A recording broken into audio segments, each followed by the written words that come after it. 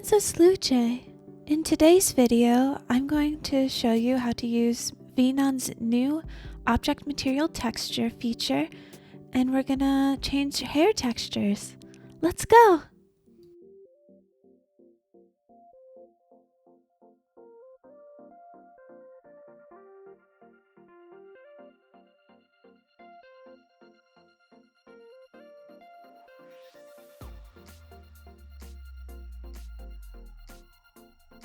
So we're in Vnyan, and what you want to do is go over to the right and click on Node Graphs. This is a node graph. As you can see, there are different graphs up on the top. There's a way to add a new graph, delete a graph. There are nodes, which we're going to search through in a moment. And at the bottom, we can rename the graph name. We can load a graph, and we can export a graph. We're going to start by typing in trigger and clicking on it to add it to our node graph. We are going to again search the node graphs, and this time I'm going to start typing in for object material texture, clicking it and adding it to our node graph. We connect our nodes, and then on object material texture, click the search icon. Under search, as long as your model is loaded, you should be able to see all the game objects associated with that model. First, we're going to click on body, and then we're going to click on load back under object material texture image file. These are the texture files that I use for my model's original hair, and this is going to be the start of our first node graph. My hair texture files are from Booth, which is a place where you can get inexpensive or free textures or other VTuber assets.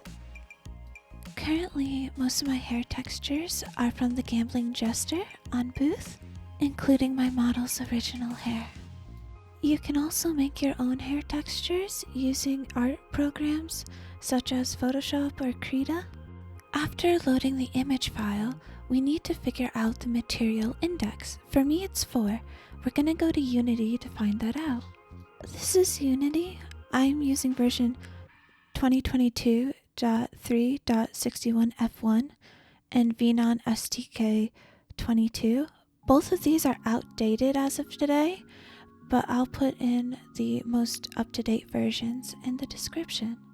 We are going to go over to the left under hierarchy, click on our model, and click on body. After clicking body, over to the right under the inspector, you should be able to see all the materials. If not, click the arrow beside materials to see all the elements. Looking at the elements, you can see element number 4 says hair back, hair. This is what we're looking for to add to our node graph. Clicking on the hair element, you'll be able to also click on the material. I have a Pyomi shader for my material, which means I have to do a little bit more to get it prepped for using on the node graph. For Pyomi shaders, what you want to do is unlock the shader, right-click the texture, and animate when locked. You also want to do this for any other places you have textures, like detailed and emissions, and then you want to lock the shader after. If you aren't using Pyomi shaders, likely you're using VRM MTune, and for this you don't have to worry about unlocking, locking, or animating when locked, and you can still access your main texture and emission texture. Now we can go back into Vnyan, put our material index, which is 4 for this example, and look at the texture property. If you click on the search icon, you'll see the different textures that are available to you.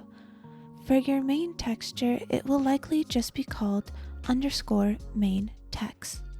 You can leave it empty, or you can click on it and have it inserted into the node graph. Now we want to duplicate our object material texture. We can do this by right-clicking on it. On the duplicated node, we're now going to search for hair. Now, my model has unmerged hair, so I have a lot of different hair meshes. And if your hair has been merged, you will have less or one. For hair meshes, the material index will always be 0. However, you may have more materials if you have separated meshes, such as I do. In Unity, under Assets, we can see that I have 4 different hair materials. You can left-click on the hair and in the inspector see which hair material it uses. That way, you can write down which hair piece goes to which material. You only for the node graph need to know 1 hair piece per material. Now we have all the information to fill out our node graph for the main texture of our hair. Important note to remember, we are doing our original model's hair first, otherwise we won't be able to go back to our original hair after making an object material texture change. In addition, if you don't need detailed texture or emissions, you can skip to this time slot. Now we're going to right click and add a block. This will help us move items around and keep organized. You'll want to encompass all your nodes within the block. On the top right, you'll see an unlock lock icon. When it's locked, it turns dark blue. To create the nodes for the detailed texture, we want to right-click Copy Block while it is locked. Right-click again and select Paste Nodes. Unlock the block and make sure to name this trigger differently than what you named for the main texture, as we'll be using the trigger names to call upon later. I used a mix of Glow Mid and Glow Full for the detailed hair texture for my model. Now that the images are loaded, we're going to click the search icon next to texture property name and search for detailed text. That's all we had to do for our detailed texture. It's all done. Now we can just copy and paste the block again to get our emissions. Again, make sure that the trigger has a unique name, as we'll call upon it later. Now all you'll need to do is change the image file and the texture property name. My image files are the same, so I just have to go to the search icon next to texture property name and look for emission map. However, for the body, I don't see it, and that is because I don't have emissions on the body, so I can delete that node. And you can delete any node that you also don't have emission map for. To delete the node, right-click Delete Node. Here in this search, we can see the emission map is available. Now we are going to search nodes for a trigger and a call trigger. Click on them to add to the node graph. For me, I need 3 call triggers and 1 trigger. Setting it up, make sure to have the call triggers be the name of the triggers that you used for your main texture, your detailed texture, and your emission texture. Now you're done with having the original hair textures set up, and we can move on to figuring out how to add new textures, which is the same as adding our original textures, but just as a new node graph. One of the quick and easy ways to copy an entire node graph is to export it. The export button is in the bottom right. It will auto try to save as redeems.json. What you want to do is just change the file name to something that you'll remember. Now back in Vnyan, we want to add a new graph, which is on the top left, and then click Load, which is on the bottom right. When you click to load, you'll get a confirmation message reading, "Currently active graph will be completely replaced with the graph you're loading. Proceed," and you'll want to click Yes.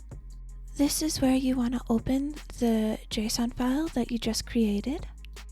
Now, with the new graph, I'm going to load new images, so I'm going to replace all the details and emissions with these, and let's see what happens. Yay! Now my character's hair is like a bunch of different colors and it's really fun. Now I want to try red hair with no glow using this here from Booth by the artist Darvulia. To accomplish not having any emissions, I'm gonna upload an image file that is a transparent PNG. Yay! Now my character has red hair! It's very fun. You now have the skills to be able to change the texture file for your hair and return back to your original hair after making new ones. I can't wait to see the different color hair you guys come up with. And you don't have to stop at just hair for texture swaps. You can also do clothes or anything else that is a material on your model. Just remember to look at Unity to see which element or material index you need to change. Thanks for watching this tutorial. Let me know if you liked it or if there were areas I could improve on, and if you would like me to make more endeavor how you change your clothes. Bye bye!